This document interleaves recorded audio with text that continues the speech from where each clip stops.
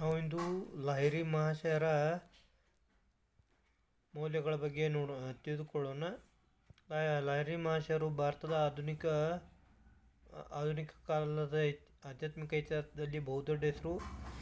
ಇವರು ಚತುರ್ವರ್ಣವನ್ನು ಪ್ರತಿಪಾದಿಸಿದ್ದರೂ ಕೂಡ ಸಮಾಜಕ್ಕೆ ಒಳಿತಾಗಲಿ ಎಂದು ಬಯಸಿದವರು ಮತ್ತು ತಮ್ಮ ಕಡೆಗೆ ಬರುತ್ತಿದ್ದ ಆಧ್ಯಾತ್ಮಿಕ ವಿದ್ಯಾರ್ಥಿಗಳನ್ನು ಅವರು ಲೋಕ ಕಲ್ಯಾಣಕ್ಕಾಗಿ ಇವರು ಸರಿಯಾಗಿದ್ದಾರೋ ಇಲ್ಲವೋ ಎಂದು ತಿಳಿದುಕೊಂಡು ಅವರಿಗೆ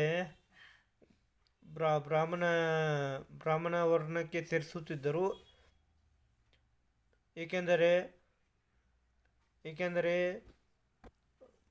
ಅವರು ಲೋಕ ಕಲ್ಯಾಣ ಮಾಡದೆ ಕುಳಿತು ತಿಂದು ಸಮಾಜಕ್ಕೆ ಹೊರೆಯಾಗಬಾರದೆಂದು ಅವರ ಮೌಲ್ಯವಾಗಿದ್ದಿತು.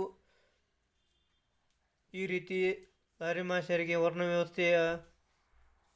ವರ್ಣವ್ಯವಸ್ಥೆ ಅಂದರೆ ಬ್ರಾಹ್ಮಣ, ಕ್ಷತ್ರಿಯ, ವೈಶ್ಯ,